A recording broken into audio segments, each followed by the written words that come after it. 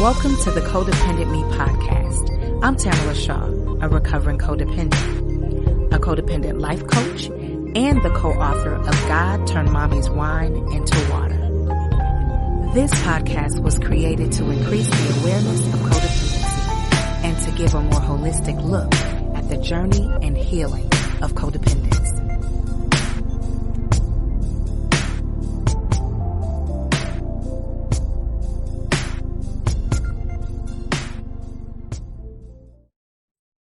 Welcome to the Codependent Me podcast. I am your host, Tamala Shaw, and I am so very excited because today I have Candace Platter with me, and this is her second time being on the Codependent Me podcast because the first one was so phenomenal.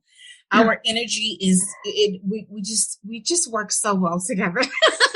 And we decided that she wanted to come back on, and I was so grateful that she wanted to come back, especially because tomorrow is her anniversary, everyone. So Candace, welcome back to the show. Thank you, Tamala. Hi, everyone. Mm-hmm. So on the last show, we did some talking about your book and, a lot of different things. But when we talked about you coming back today, it was really, truly so we could kind of get into codependency. But we know that tomorrow is your anniversary. So it was just kind of set on me right before the show that's really what I think we should talk about today. Okay. We should, go through your journey of recovery because everyone has this thought, different people have different thoughts about recovery. Once you're in recovery for a certain amount of time, if it's easier, if it's seamless, do you still have triggers? All of those things. So I would love to kind of get into that. So first I want to say hello. Thank you so much. And we can start wherever you want to in your recovery. Aw, well, thank you so much. It's great to be back. I really enjoyed our first interview. Yes, tomorrow is my 35th year, 35 years clean and sober. And I have no idea how that happened. Oh, my gosh. I mean, I do, of course. But, time just went so fast. And one day at a time, one foot in front of the other. And here I am at 35 years. That's crazy, but true. That is such a blessing, because you have so many people. And I am one. I am everyone knows that I am the child of a recovering alcoholic. And she's been on that journey since I was 15. So that was almost 35 years ago. Right. So it's one of those situations where I've seen her recover, then fall off, then recover, and fall off, recover and fall off. So I know that there is a struggle that comes with this whole recovery journey. So I honor you for being able to stay with it. Withstand it. Yes, 35 years. Oh my goodness. So, let's talk about once you were in recovery, what tools did you start to use to be able to keep it going? I don't mind telling you that. I'm happy to. I think I'd like to just talk a little bit about what happened before I got into recovery. Sounds perfect. Yeah. Because I kind of want people to know that my bottom was kind of low. And I like people to know that because it's like if I can recover, anybody can recover. It's kind of like that. In our first interview, I think I went into this a little bit, so I'll just recap it. But when I was about 23, I suddenly got really sick, kind of like food poisoning sick, like diarrhea and vomiting and that kind of thing. And I really thought it was food poisoning, but it didn't get better.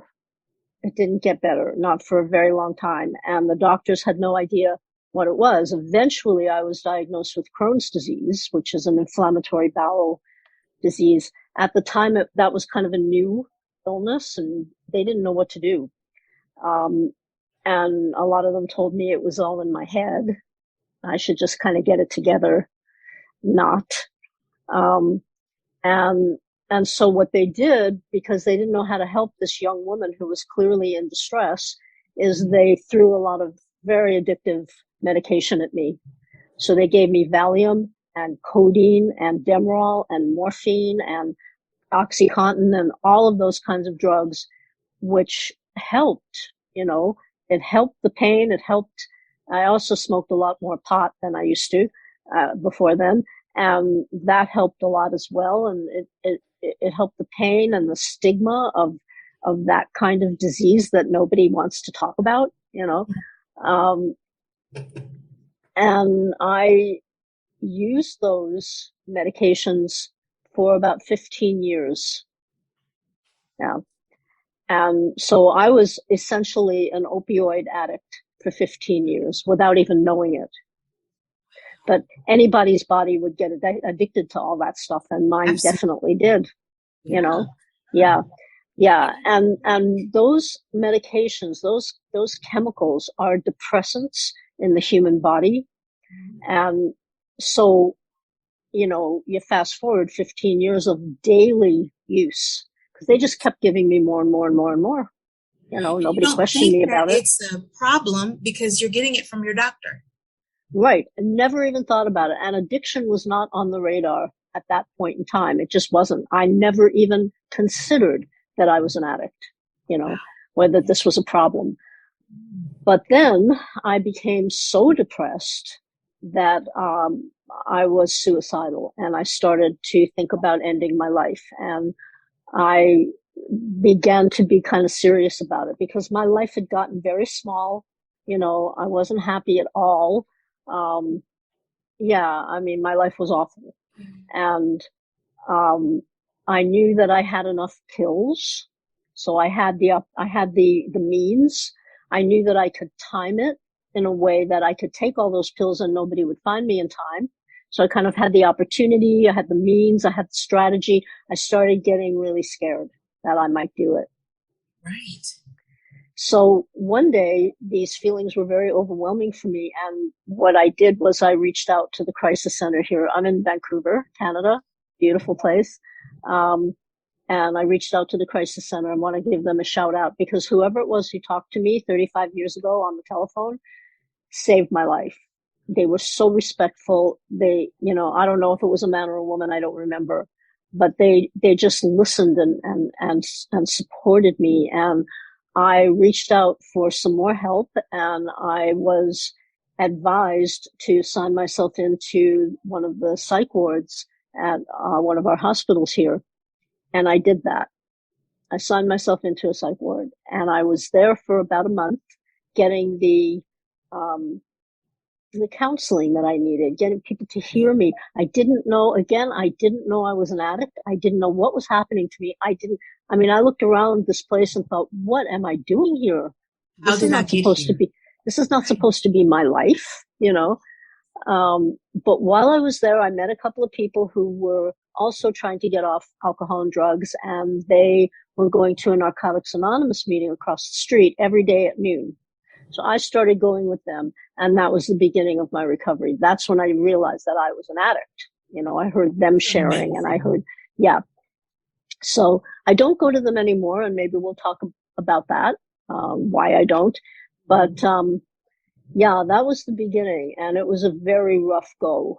In my very early recovery, within the first year, I had to have major abdominal surgery for my Crohn's. When I woke up from that surgery, even though I told them I was an addict, I woke up from that surgery and I was connected to a morphine drip, to a machine that I could control with my thumb. Yeah. And I really wanted to take my first year cake. I wanted my cake. I wanted that.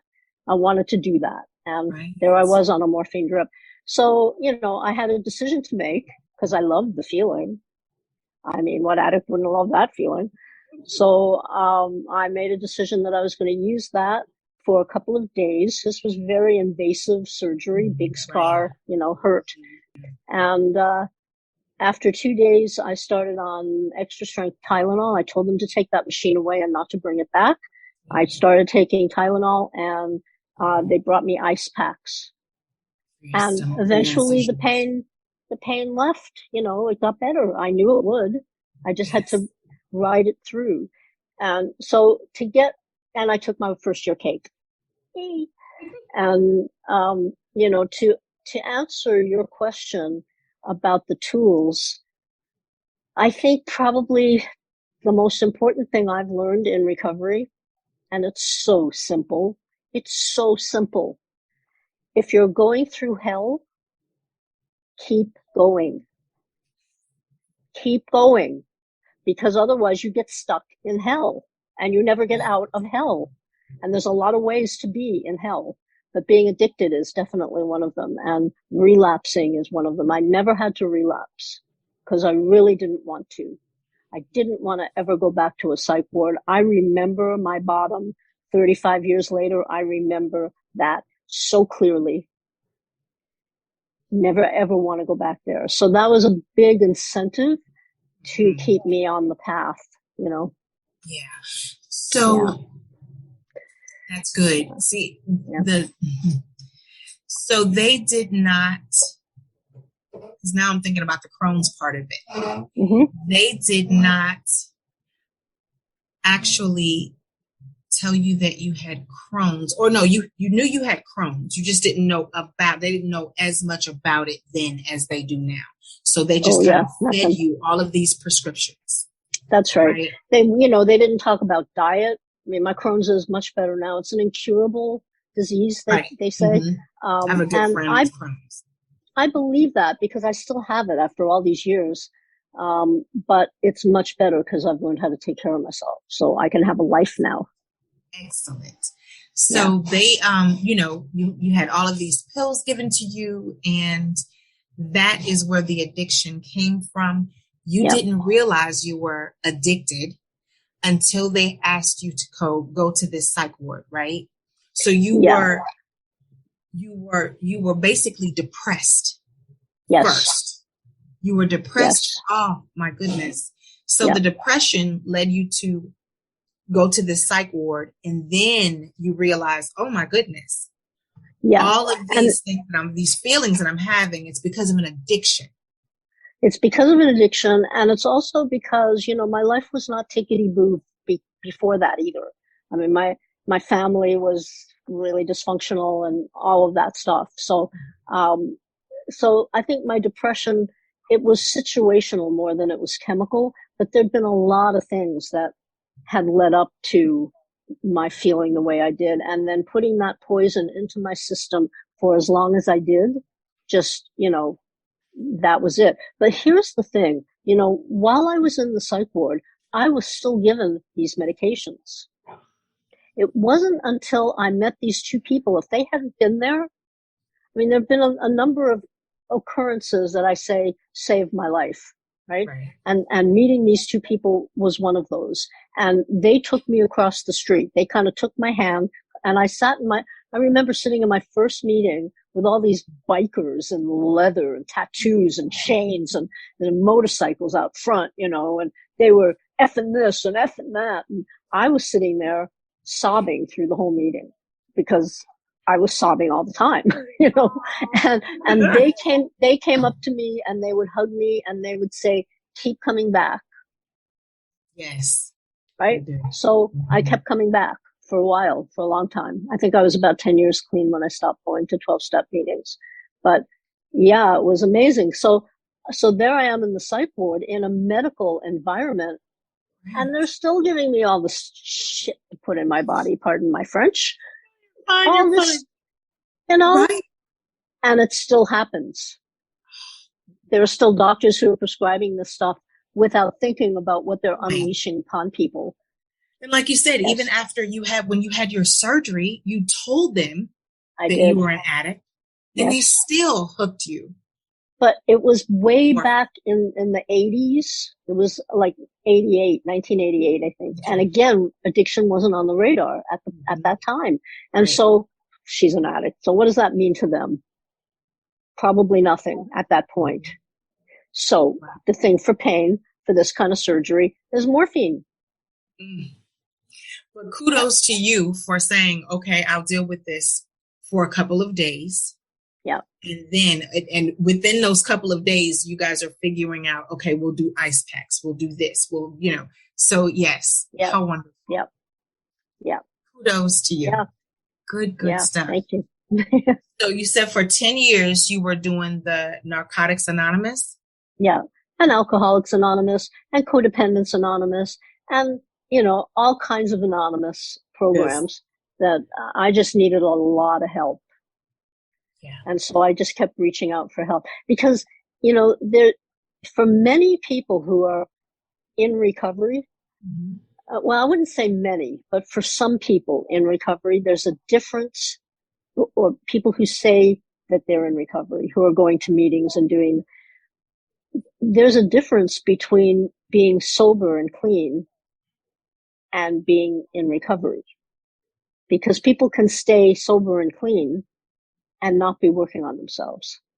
Recovery is about the hard work, the hard inner work that it takes, I think, to get to 35 years. Although I do know a few people who are maybe even further along than I am that may not be doing the inner work that they need to do. I'm not sure how they've stayed that way.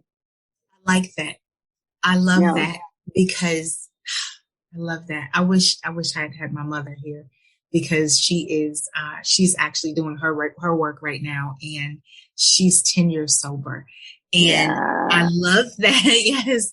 I love that you're saying, you can go without having a drink or whatever your vice is, but not be working on self, not be truly clearing what really and truly could be the base of the reason for the addiction. You're absolutely right. It is the base of the addiction. I think actually codependency, I love the work you do.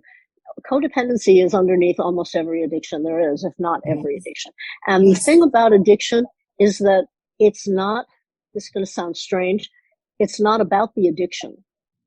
It's not about how much you're drinking, how many pills you're taking, what you're putting in your arm, what you're putting up your nose. It's not about that.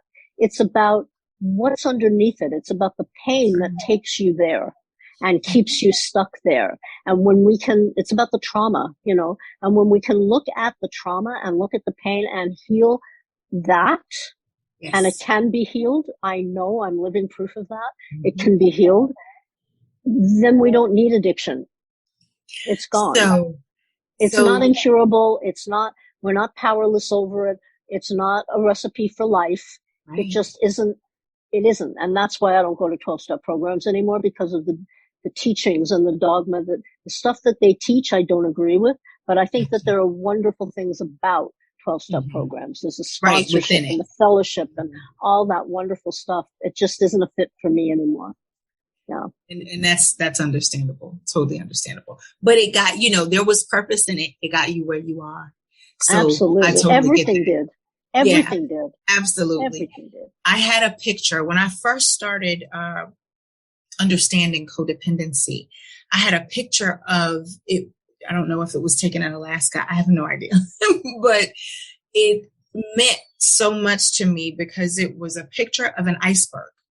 So you had the water, it was an iceberg, and you could see things like it was really dark under the water, right? And so I just looked at it one day and I was like, oh, that's my recovery. A lot of people feel as though, in order to recover, you need, in order to survive in recovery, you have to climb to the top of the iceberg. When in all actuality, you're going in the wrong direction. You're so right. Down and find out the base. What is going down here and dirty, dark area? Yes. Yep. And then when you get down and dirty and you start to really understand, you start to really get it from here, and it trickles down. It trickles down to your heart. It trickles down. That's when you get risen up to the top of the iceberg. You don't have to climb iceberg. You don't have to climb it. You will float once you clear all of this. Pretty much. It becomes so light. My good. Yes, that is what it helped me. Like one day I just looked at it and I was just like, oh, I think I get it. And so, I always have conversations with my mom because, she's my foundation when it comes to therapy and recovery and that, So I had that conversation with her and she was like, baby, you're right. You've got to clean up what's under there before you can do anything at the surface and above. Yes. But here's the thing to remember for anybody out there who's listening and wanting to rise to the top of the iceberg. Mm-hmm. Icebergs are slippery. So we go up to the top of the iceberg and we sometimes have these amazing feelings of joy and appreciation and it's wonderful. And we need to really love those times because guess what? You're going to slide back down. Mm-hmm. And when you slide back down, it's just part of life. It doesn't mean you have to relapse. You just slide back down and you look underneath again. You go, oh, okay, that's still there. It's like the plaintive cry of somebody in recovery is, I thought I had already worked through this, but then you find out that there's a deeper layer, which is a good thing. Right. And you clean that up and you get some help with that and then you go back up again. And it's like, I love this. I love being at the top of the iceberg. And then you slide back down and it's just part of life. And that is why it's recovering. Yes. You are constantly recovering. Constant. Well, hopefully. For the rest of your life. It's a lifelong journey, and I don't think anybody's ever recovered. Yes. I don't think so. I don't think so either. I like to say that I'm in recovery rather than saying that I'm recovering or recovered. But I remember being in meetings and people would say, hi, I'm so-and-so and I'm recovered, or I'm a recovered addict. And I knew, I didn't know much at that time, but I knew there was something wrong with that picture. That just didn't feel right. You actually recover forever for real. And, I feel like there are parts of my life that I've recovered from the trauma of. Definitely. Yeah. I don't slide back down the iceberg into those pits anymore. Not very often anyway. But there's other things. Things come up. Other triggers Absolutely. Come up. Mm-hmm. Things that could be from your childhood. It could be someone, right? Yeah. It could be someone new that you met that reminds you of something. That's and then you have to figure that out. It's in recovery. Well, let me just change what you said, because you said we have to figure that out. Some of my clients sometimes call me the language police, and I should make a badge because the way we use language is so important. So you said we have to figure that out. No, we don't have to, but we get to. We get to figure it out. We get to figure it out. We get to understand it. We get to know ourselves. We get to be aware. Yes, that's a blessing. And we learn how to respect ourselves. Like you cannot be, I don't think, in active addiction and be self-respectful at the same time. I don't think those two can go live together. In the same world, right? And self-respect to me is the most important thing we either have or don't have. That's good. And you can't go buy it somewhere. You can't go to the 7-Eleven and say, I'll have some self-respect, please. It's an inside job. Coke. And it's different from self-esteem. Self-esteem is when somebody says, oh, you're so wonderful. And, I love your hair. And it comes from the outside in, right? But self-respect comes from the inside out, and it takes work to develop self-respect, and it's so worth it. And if you're codependent and you're living codependently with any relationship that you might have, you're not respecting yourself because you're allowing yourself to be treated badly. And you don't need to do that. You just don't need to allow yourself to be in that position. If, sometimes women stay in relationships too long, they've got children, they've got situations. I understand. I really do. I hope that you'll keep working on that and find a solution so that you're not in a position where you're not being treated well. That's just not okay. For sure. Sure. I love that. And I find that, and maybe you can tell me, that some of the same tools that you can use being a codependent are some of the tools that you've used in your recovery. Yeah, I'm trying to think of what they would exactly be. I just learned so many things along the way, but yeah, Do you do any journaling or? Yeah, oh yeah, those kind of tools. Yeah, definitely journaling, man. I've got, you know, I've still got some of my old journals, and every once in a while I open I open it and start to read one of them, and I think, who is she? Right. But I'm That's glad what's I so kept them, beautiful. Yes.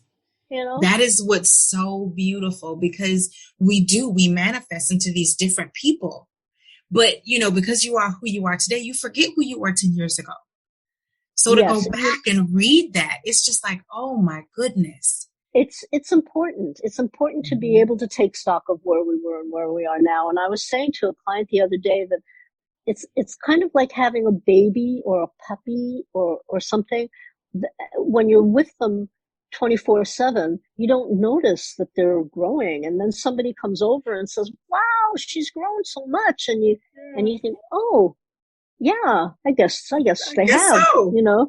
And it's the same thing with recovery. Like, you don't really notice your own recovery until either somebody else points it out or something happens and you think to yourself, I handled that well. And you Yes. pat yourself on the back. I handled that well. I wouldn't have handled that as well a year ago. Right? It's such a Yes. wonderful thing.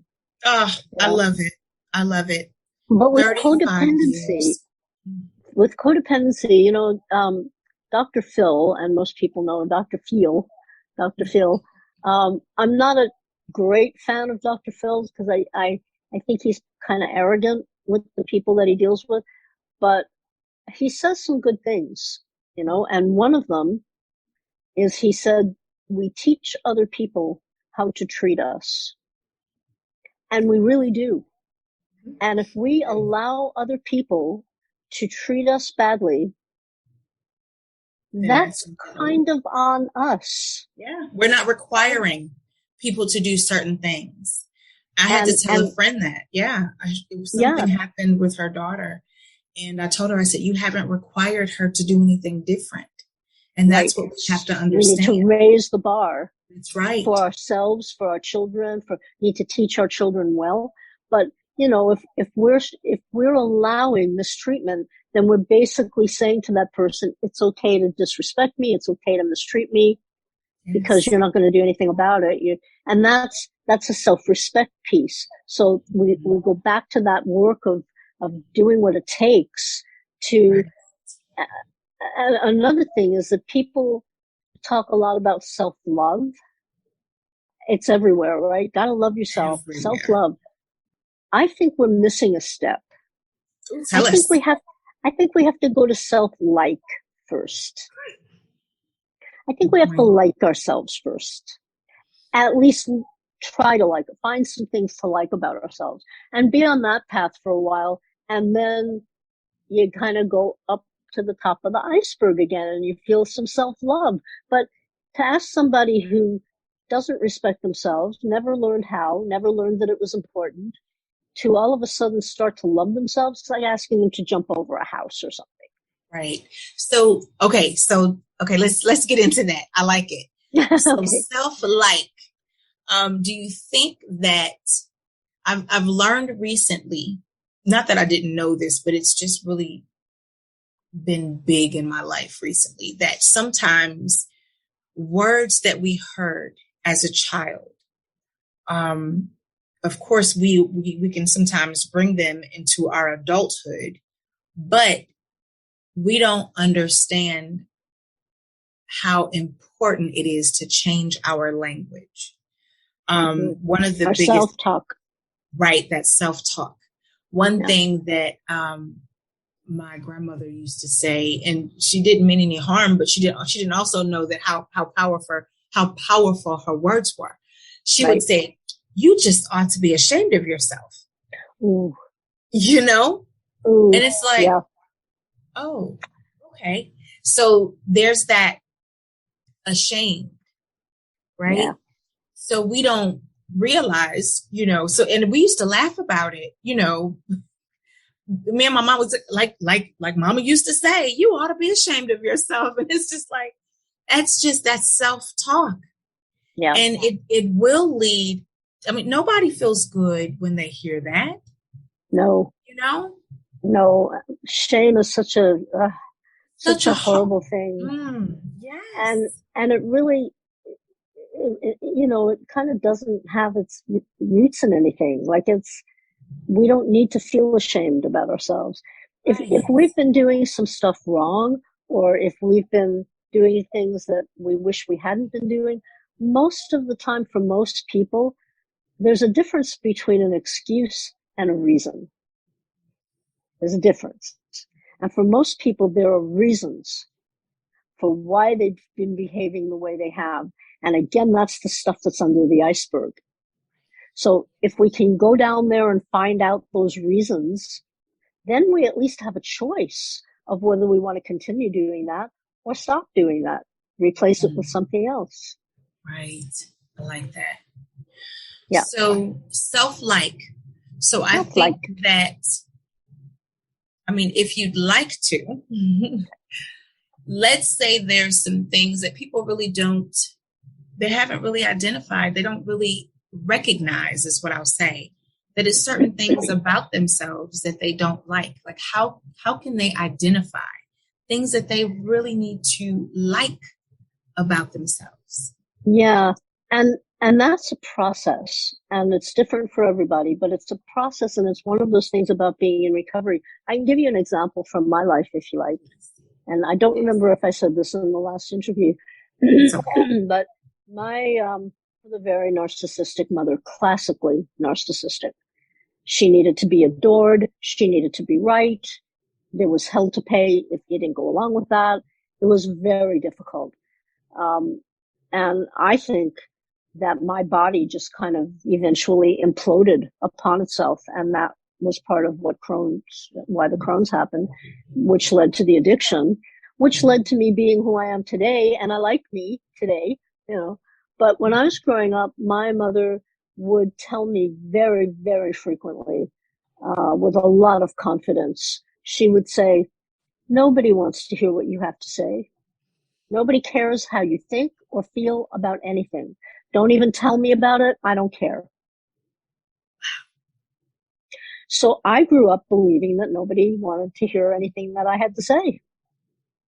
And I flew under the radar for a really long time in my life. Very shy. Didn't want to, I didn't want to be a burden to anyone because they didn't really want to hear what I had to say anyway. And then I'm just trying to get my book out here. I was going to show people my book. Yes.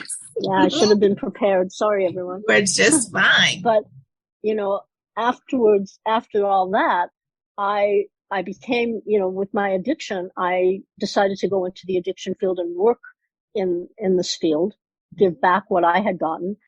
And I started specializing in working with the families of people who, like yourself, people like you, who had somebody in their lives who was an addict. And I ended up writing a book. And that book, it kind of wrote itself, but I ended up writing a book, and the book ended up winning awards. And this is the book many people have heard about it now. Loving an Addict, Loving Yourself. It's the top 10 survival tips for loving someone with an addiction. So it's for people, it's for the family. It's for the loved ones of people with addiction. Don't give it to anybody with an addiction because they hate this book. But so, because I'm talking about boundaries and consequences and addicts. All the things that they try to run over. Yeah. Yeah, that's right. But I wrote a book. It won awards. It surprised the hell out of me. And I started getting phone calls and emails for interviews like this one. And I thought I was going to die. I mean, I was so nervous before every single one of those things. I thought I was going to throw up before every single one for a long time. Yeah, because you want to hear what I have to say? I can't tell you what I think. Nobody wants to hear what I think. From what I heard. It doesn't matter. That's exactly right. Yeah. And so I had to do some work on that. One of the things I found out was that John Lennon of the Beatles, no matter who he was performing with, I always loved John Lennon, imperfect, wonderful human being. He would have a bucket at either side of the stage in the wings, just in case he might throw up. And I thought, okay, I'm in good company. I'm in great company. So that helped. But, I started to understand on my journey, it took a while for me to understand that my mother was wrong about me. What she thought of me wasn't about me. It was about her. And that's probably the most important thing I've learned in my recovery, is that whatever anybody else thinks of me isn't really about me. And today, at 35 years, thankfully, I know who I am. And if you have a different opinion of my opinion of me, that's up to you. It doesn't usually bother me now. But that's taken a while. But please, if you've got somebody mistreating you or, giving you a hard time, it's not about you. And if there's anything that you're doing to maintain that or have somebody treat you like that, that is what is about you. And so that's the work for you to do to get out of that. But what they think of you and how they're treating you is about them, not about you. I love that. How freeing is that? How freeing is understanding that when a person is mean, it has nothing to do with you. It really doesn't. Because there are so many other ways that person could relate to you if they chose to. It's all choice. It's all about choice. And if a person is bullying you, that's about their need to bully. I agree. Just don't let them get away with it. Get some help. Reach out, get some help so that you don't have to do that anymore. Yes. But if they're doing it to you, that's because they feel insecure, their need to do that. Ew. Like, I know. And they've got things under their iceberg that they need to work on. And they're trying to climb up their iceberg and they keep slipping down. Yeah. They're trying to do it without the work. And hurt people, That's right. hurt people. Hurt people, hurt people, but healed people, heal people. Yes. That they have the capability to do that. So I am so grateful. I mean, when you are going through this healing and you have this understanding and you're getting light, like it feels good. You want to share it, you want to, because there's a feeling on the inside that's just so beautiful. And you're just like, I want everyone to feel like this. Yeah.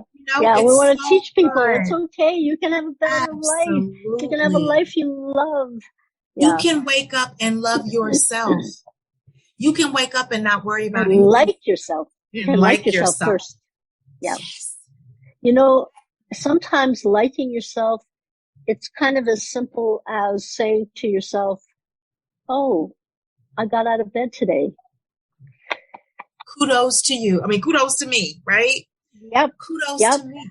And anything you can pat yourself on the back for, do it. Just turn put your arm out, turn your hand over and pat yourself on the back for anything you can and learn how to like yourself, learn how to appreciate yourself. Because, the alternative is a lot worse. And many people have, myself included, lived in that for a long time of just not liking themselves at all, never thinking it would ever get any better. It can get better. But it absolutely. Takes you're right, because we can be so hard on ourselves. And that's anytime it's easier to be hard on yourself than easier to be good to yourself, that's when you have work to do. If it's easier for you to say, I'm not pretty today, or I don't feel happy, or I'm not deserving like of having good people in my life. I don't feel worthy. You have to be able to know that you are worthy of goodness. Yeah, that reminds me of that Saturday night.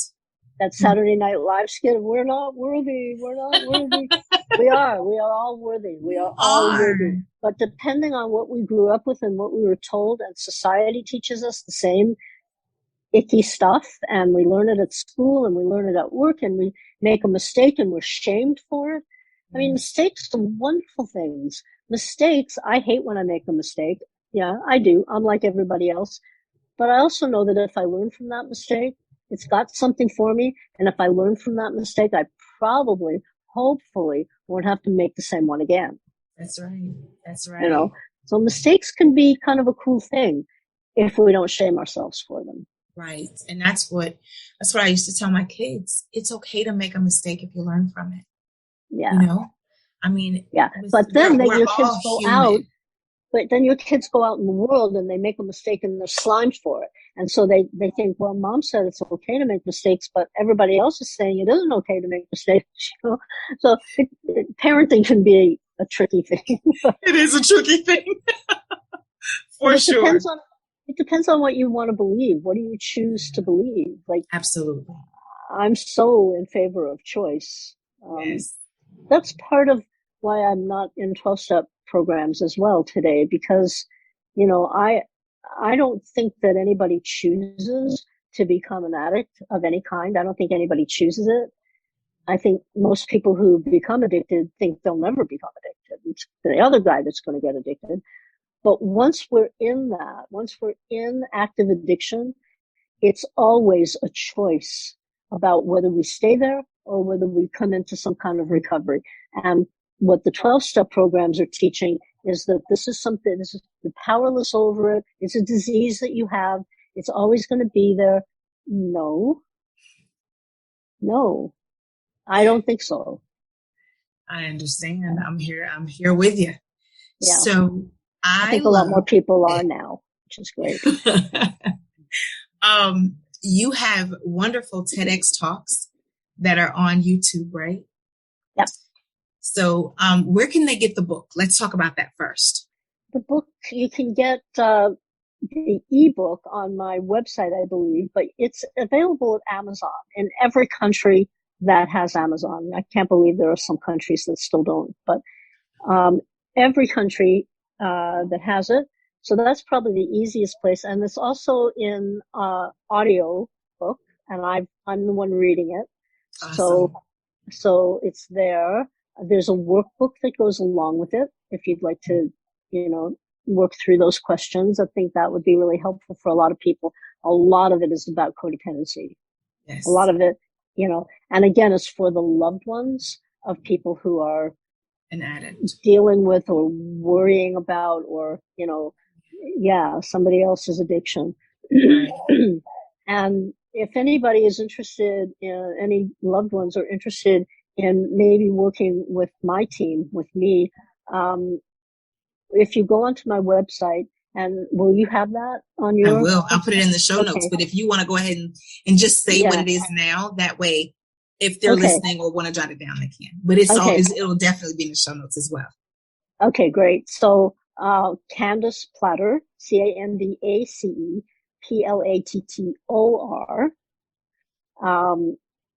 I think Google will probably change that for you if you misspell it. But my website is called Love with Boundaries, all one word, lovewithboundaries.com, because when we love an addict, if we're not loving with boundaries, we're not loving them.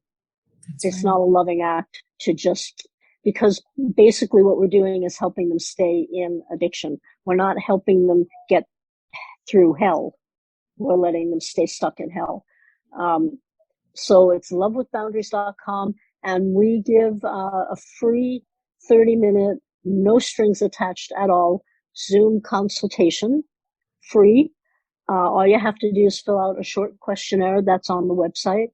And I don't know if you have, I think you have the link for that, Tamala. But, and we work with people, we work exclusively on Zoom, and we work with families all over the world, as long as you speak English, because we don't have anybody that doesn't speak English right now. Not yet. But I'm sure that's coming. Yeah. I hope so. So, but you can be anywhere in the world, and we can work with you. So if you're having trouble, just know there's so much help out there for addicts. There's not so much help out there for you. And there's not a lot of good, skilled help with people who know what they're doing. So if you need help, please feel free to get in touch with us. That is Love with boundaries. Phenomenal. Love with boundaries. Yeah. Which is definitely needed. I mean, no, this has been so wonderful. I want to tell you in advance, happy anniversary. Thank you. Somebody asked me the other day how I was going to celebrate. Yeah, what are you going to do to celebrate? I said, I think I'll go to the bar and knock a few back. No, I can tell everybody right now that is not what I'll be doing tomorrow. Yeah. I am pretty sure you are not. I can see you continuing to do big things. I will say, as I did the last time, I'm pretty sure I'm going to ask you back again. Thank you. I'd love to. Yeah. This is always so wonderful. And I'm just very pleased. I feel good in the heart after we talk. So I thank you for being on the show again. Can you tell people what your t-shirt says? My t-shirt says, "You matter." You matter. Do. Yes. You matter. And we have to know it. That's a part of liking ourselves. Yes. Getting to love ourselves. That's you have the to word. know, I matter. And it has a period at the end. There's nothing else to say. You matter. Yep. It's a full sentence. Just like the word no. Right? That's right. Just like the word no. Yeah. Full sentence. Yep. Absolutely. Well, I want to tell the audience, as I do all the time, yet again, you matter and your story matters. And thank you so much for being on or listening to the Codependent Me podcast. Thanks, guys. Bye. Bye.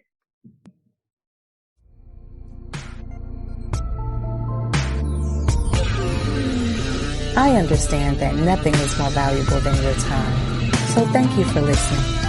Be sure to join our Facebook group, Codependent Me, and check out my website at codependentme.org. Thanks so much. Have a great day.